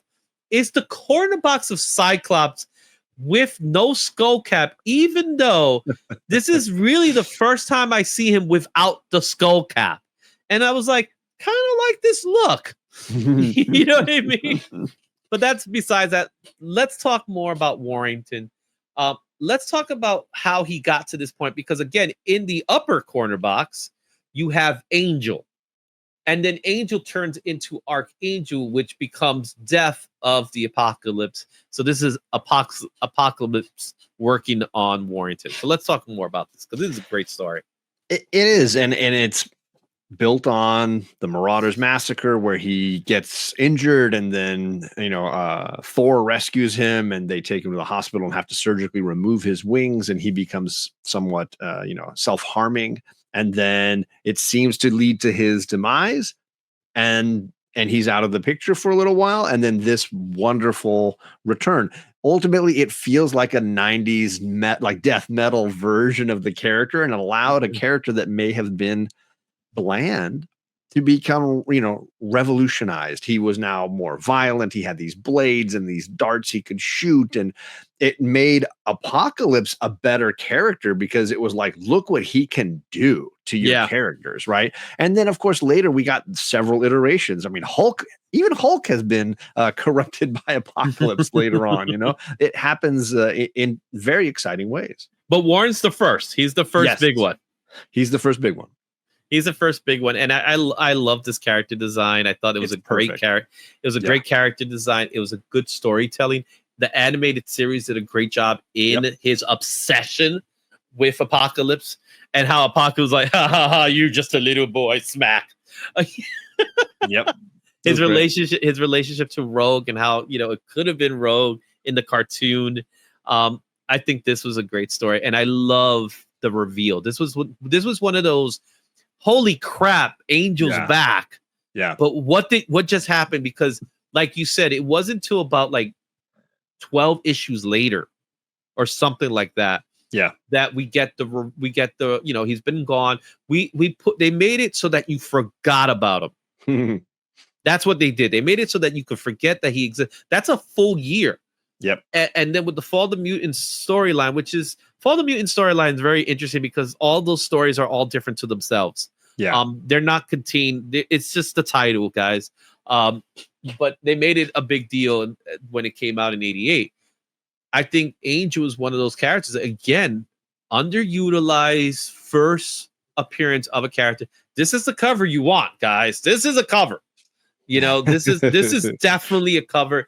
And I think he's, again, another character that I think is very underrated. They haven't really done him well in the movies. He kind of has his moment, but he kind of doesn't. And again, Apocalypse movie kind of messed that up as well, where he should have been the main villain to Apocalypse, and they kind of just put him as a side character. Yep. You know, and gave him some weird hair. All right, moving on. Let's go to my girl Jubilee. She made her first appearance in Uncanny X-Men 244 1989. High sale of this book was $1 shy of $6,000 because it was a 9.9, and that was this year in May. Last sale of this book was $12 no grade, $30 near mint, $156 9.8, so very affordable book. 7,178 copies in the census. This is another one of those suffers from not being in the cover appearances. Yes. And Jubilee is also one of those characters that her first cover appearance is a head. It's just her head. It's like Amazing Spider-Man 315 with Venom. Yeah. Same thing. She's literally a head. And then, you know, when we get the iconic yellow costume, that's also it's a side story because it's a Psylocke story more than anything. But I got to tell you about Jubilee because Jubilee, to me, I fell in love with the character because she's kind of like, she's your quintessential teenage character, because one of the things that they did, which Chris Claremont was famous for, it was making characters grow up. Kitty was allowed to grow up, but he still wanted that kid teenager feeling. And that's Jubilee took that place. So Jubilee is the She's the mall rat. She's the mall rat. You know, the 90s mall rat for sure. And then of course the animated series, they made her the character that was originally supposed to go to Kitty, but it made more sense because it worked. I named my daughter Jubilee, so you can't say anything bad about it. So what's your take on Jubilee? I mean, she is the TV animated series. Like, she is that series. Yeah. You know, they didn't go the Kitty Pryde route. They utilized Jubilee, and I think it was better for it. And I think it worked really, really well. And for me, as much as I have enjoyed the character in comics, it's almost like she is an animated character first and a comic character second. And it works for me. Same way for Harley Quinn or whomever in comics. You know, I love her relationship with Logan. It always seems really like wonderful kind of, you know, relationship karma that they brought to one another, and they support and encourage one another in great ways. Mm-hmm. So no, a fun character, a whole lot of entertainment that you get out of her in the books. But yeah, always an animated series character first. Yeah, and if you go to 244 and you look at the book, you're going to see the way she originally looked. Mark Silvestri did not make her look the way she looks today. She is completely different. Correct. Totally different. It wasn't until Jim Lee redesigned the character that we get the Jubilee we know and love today. And she's got through her... Jubilee doesn't have a story arc, with the exception of maybe Generation X and things like that. But she does have moments where she becomes a vampire. Yep. She kind of has a lone wolf and cub storyline where she's taking care of a baby. I don't even know where that story takes me. But at the end of the day, Jubilee is the teenage mall rat, which she's one of those characters that she's probably not allowed to grow up because that's who she is. That's fair. So moving on, and I can talk about Jubilee all day. There she is right there. You know what I'm saying? Let's go to our next book. Here's one of my favorite characters, and that's Cable. Nathan Summers is the short name. He does have a very long name.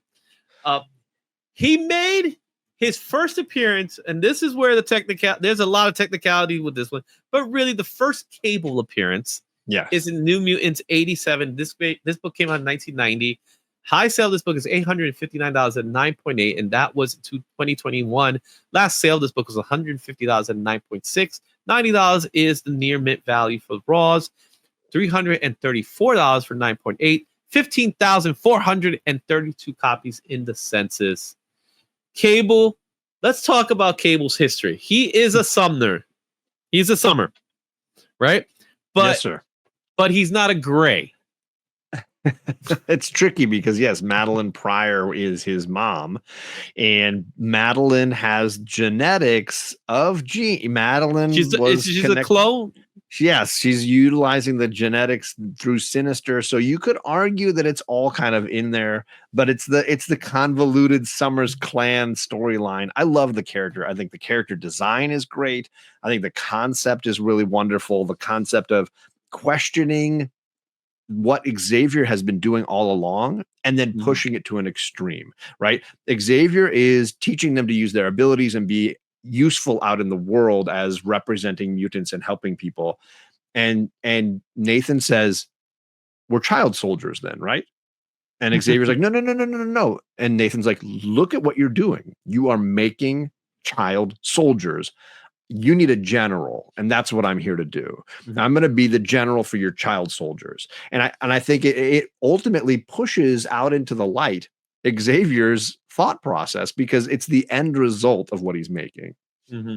Yeah, and when Cable makes his appearance, it changes New Mutants altogether. 100%. Right? So New Mutants was like, these are the kids from the school. When Cable shows up with Liefeld, with Simonson, everything that comes with that was, oh no, they're mercenaries now. They're going to be mercenaries. We're heroes for hire type of thing. Yep. And we're X-Force. It's the logical evolution of that. Right? And then that's where they transition from New Mutants, and then they become X-Force. Now, what's interesting about X-Force is that most of the New Mutants are not part of X-Force. A lot of them are new characters that are created for the new team. The only people I think that make it to X-Force is Sam and Boom Boom. Yep. Right? Everybody else is like, well, I don't know where they went. They just disappeared. And what, Wolfsbane? No, we got Feral. Don't worry about Wolfsbane. We got Feral. You know, and we got Shatterstar. And by the way, let's get that kid that was in that issue 4, James Proudstar, right? We'll name him Warpath, and we'll give him Thunderbird's costume, and we'll confuse everybody to think Thunderbird's back, right? And that's what X-Force ended up being. What I always find interesting about Cable is that, correct me if I'm wrong, but I think you're with me on this. When he made his debut, and then after we get to X-Force, he was the bigger character than Deadpool. 100%. And it was the book I always wanted. I had the first appearance of Deadpool and didn't care a lick about it, but I wanted this. I had the gold variant for this book for a long time. So where Wolverine was the top X-Men, he became, like, for a very long time in the 90s, he was number 2. He was the most sought after mutant character.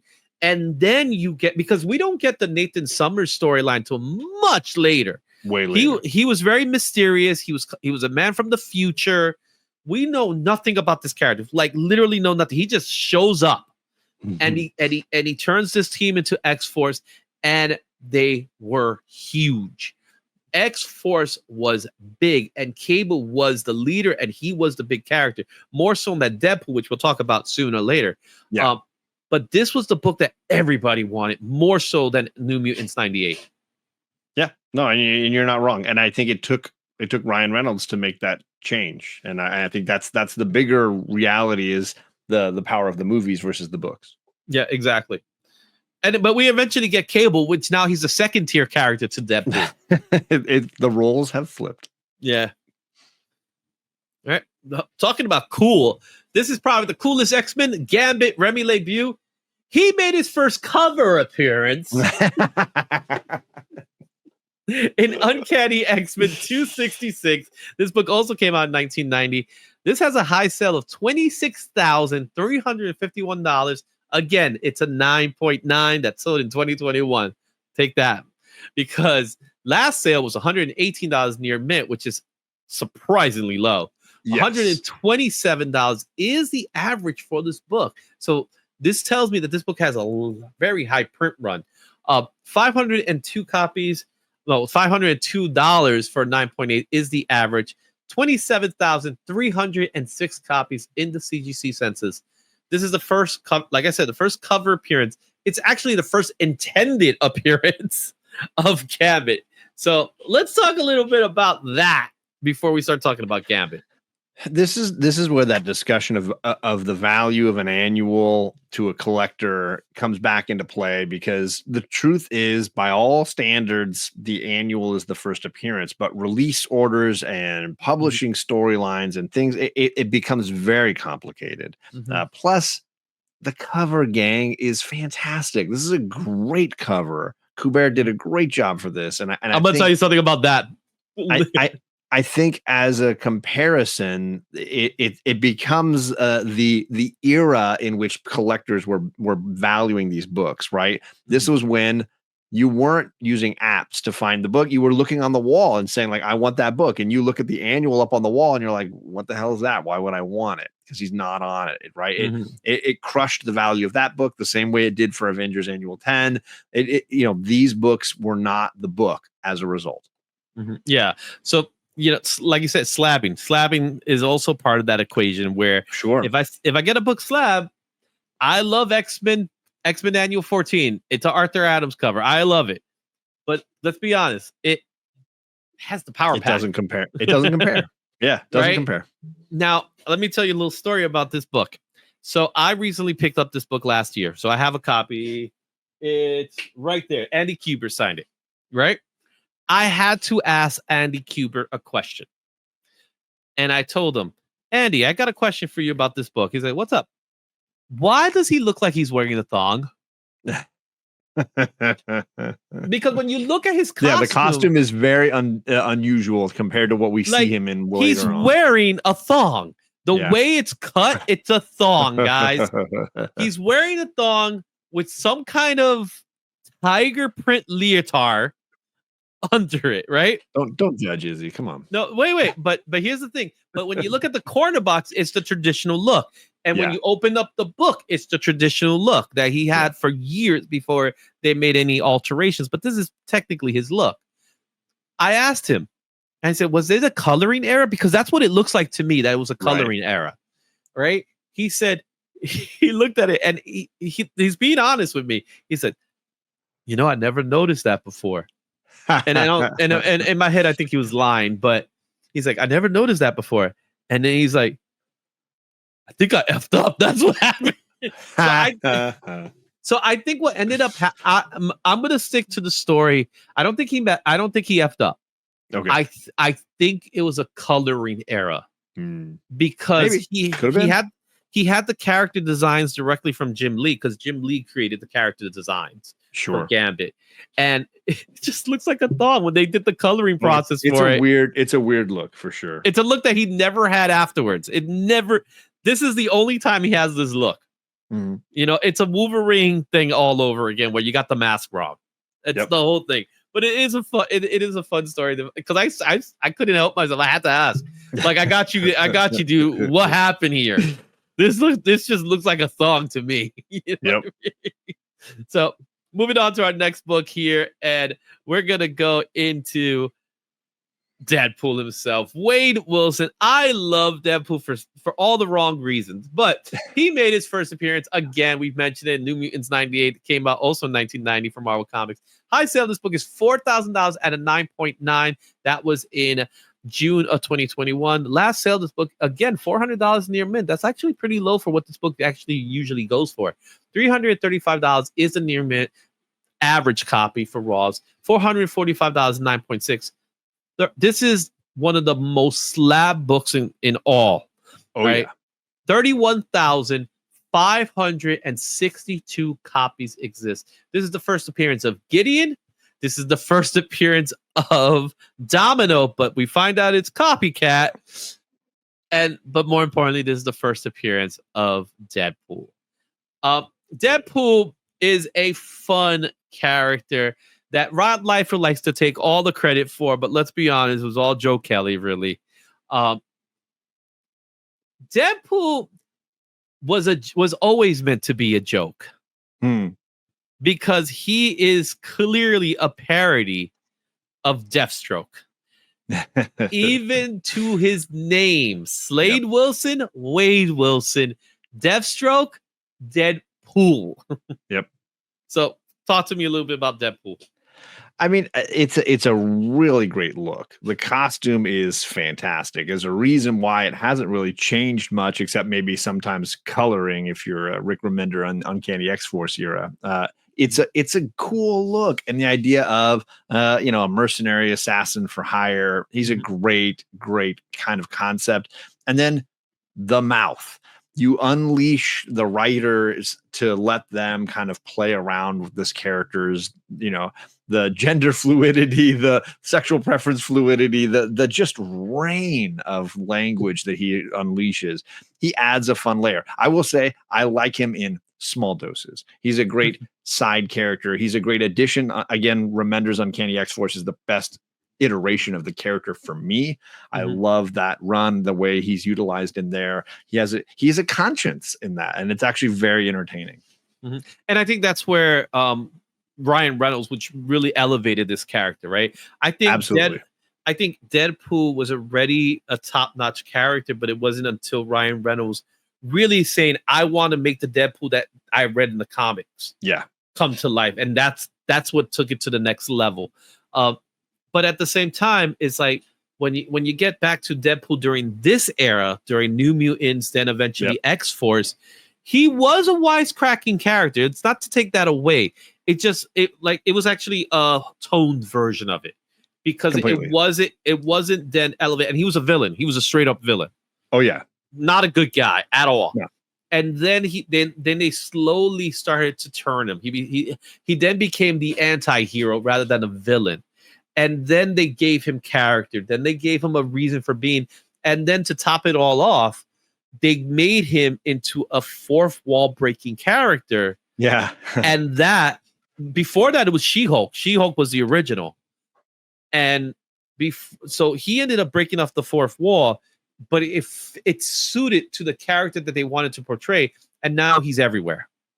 That's it. Yeah. He's another face for Marvel. And I think, obviously, I think Ryan Reynolds deserves as much credit, I think, as the original creators as far as solidifying a vision for him. Right. I do believe we're on our last guy, and that is Lucas Bishop. He made his first appearance, another one of those. This is the exact opposite, right, of what we've been talking about. Uncanny X-Men 282. This book came out in 1991. High sale of this book was $515 at 9.8. Again in 2021. Last sale of this book was $125 at 9.8. $13 near mint goes to Raw, because there's a lot of copies as well. Wow, there's a lot of copies of this book. $103 at a 9.8 is the average. 9,676 copies in the census. This is a cameo. He makes it to the last page of the book. Yep. But they promoted the hell out of him when it came out. His name's on the cover. He's on the cover in big way. The craziest part is, like, his name is Bishop. And meanwhile, you got these other two guys there, like, yeah, we don't care about those two guys. And their names were red shirts. Yeah. And you know what? I actually love this the cover immediately after this, which some people call the full appearance. That cover is phenomenal, with him and Storm facing down. Yeah. This is a really fun introduction to a character. You mentioned the way Cable came on the scene, as far as, like, from the future, we don't know what's going on. Same way here. I love the M stenciled onto his face, like tattooed onto his face for Mutant. So fantastic. Really just a great look, great character design. I love the red scarf. It's just so cool, man. Yeah. And I like how he looks here. And I think this is a look that's, with the exception of the haircut what they gave him, which I don't like. I didn't like the haircut. I don't like the haircut. I like this look. I like the dreads. I don't mind the haircut. I like that it fits the era that he's in. Yeah, but it's the costume for me, man. The short sleeves and the scarf, and then the power and the guns. Yeah. It's just cool, man. And he has his power set. Yeah, is so cool. The fact that he whatever you send to him, he kind of like, oh, I'll take it and I'm giving it back. Exactly. And that's kind of cool. Not to the same extent as Rogue, where she absorbs it. He reflects. Yeah. And he takes it and he's able to utilize it. So he's a very dangerous mutant if you look at it from that perspective, where you throw anything at him, he throws it right back at you.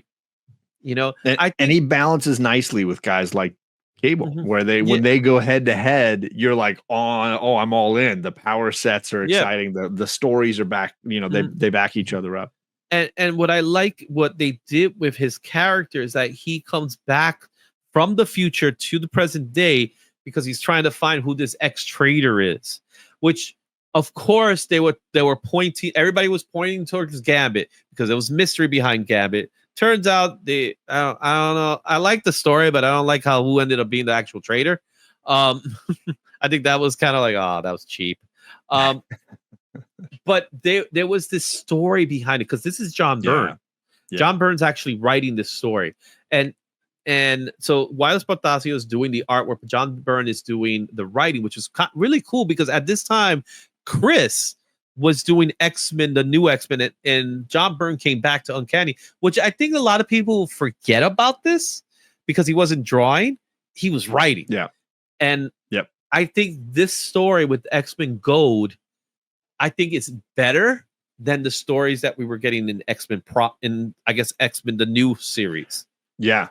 Right. No, I agree. I agree. And it had a lot of my favorite characters. And I think it really was energetic and dynamic and kind of fun to get into this new guy who was shaking it up. Yeah. And the team in itself were like, Storm was the leader. Jean was part of the team.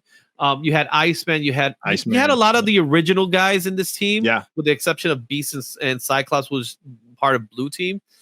But it ended up being like a really good team when you threw in Bishop to the mix. Yep. And even though Uncanny is the franchise, it's the flagship book. We look at Uncanny as the flagship. At this time, Uncanny was very much the second book, the secondary 100%. Book. Yeah, they took all the like sexy character you mentioned, Psylocke, and of course Wolverine, and they shuffled. They took the most populars, and with the exception of Storm. I think Storm just like we got to put somebody popular in this, and it kind of that's where Storm came in. Even though Storm probably would have fit, I think Storm would have fit well with Blue. Really, but this is how they split up the team. This is the first time they actually split up the team. So they're two teams, and then eventually they came back together. Sooner or later, like screw the two teams. We need to sell books. I think that was a lot to do with it. But Bishop to me, I think it's a great cat. I did not like the story where he was hunting down Hope. That part of Bishop I wasn't. That one. Well, the story with Hope Summers, not Hope Summers, where she was the Messiah Complex. I think it's called the Messiah Complex. It is, yeah. And she was so Cable was taking care of her, and this is where she was very much, again back to that whole lone wolf and cub story kind of concept. Yeah. With Cable and the baby, which is Hope, who was the next Messiah because all the mutants were gone after House of X. So she was like the first mutant born, and now all the mutants. So he was tracking her down. He wanted actually to kill her because, again, his future is always at stake, man. The weakest timeline. My future's at stake, dude. You're here. Yeah. Just don't go back. Yeah. You know what I mean? But I didn't like how they took him and made him almost like a villain in that story. I don't know where it ended up because I kind of like fell off of it, but I think Bishop is, especially when it comes to black representation in X-Men, which is the weird thing when you think about it. They were meant to be such a diverse team, but Storm was probably their only black character. It's true. Yeah. So when Bishop shows up, it's like, yeah, the brothers got one. Because I remember my friends were like that. My friends were like that. It's like, yeah, we got a brother in the X-Men. It's like, but you got Storm. She's not a brother. You know what I mean? But I think he's a really cool character, and he stood the test of time too. And he is the last character from our list. We made it, John. We made it to the list. We covered all the main characters that we could think of. We didn't cover the Sentinels and things like that. But I think here in this particular instance, we wanted to really focus on X-Men characters. We did some villains here and there, but overall, what's your thoughts on this? I mean, it's such a wonderful, diverse universe that you could easily do a top 50 or a top 100. There's just so many, and it's that fun alternative corner to the typical Marvel universe. Mm-hmm. Yeah. So, John, it was a blast having you. Again, guys, if you leave a comment, make sure you leave that comment with X-Men. It's going to be your chance to win a sketch comic book. We'll make it an X-Men comic book. I also have a Dazzler comic book. You get, if you win, you get to decide what book it is. We're going to do it United States only, unfortunately. So if you're outside of the United States, I'm sorry. We're going to make this US only. If you are a channel member, then you qualify as well. But John, let the world know where you are. Yeah, man. If you search John's Comics with pretty much anywhere, you'll find me. It's usually friends now, but was kids. Yeah, I literally just noticed that right now for the first time. Yep. I've rebranded now. The kids are teenagers. It didn't seem quite right anymore, but you just search John's Comics with, you'll find me. TikTok, Instagram, YouTube. Awesome. And thank you all for watching this very special edition of Creative Spotlight. We're going to be doing some more Creative Spotlights in the future with some more guests here and there. Make sure you check out the Go Collect article that'll be out a few weeks afterwards. And until next time, I'll see you then. Excelsior. Thanks for watching. Don't forget to like, comment, and subscribe for more comic content. Check out these other videos for even more insight. And I'll see you at the next one. Excelsior.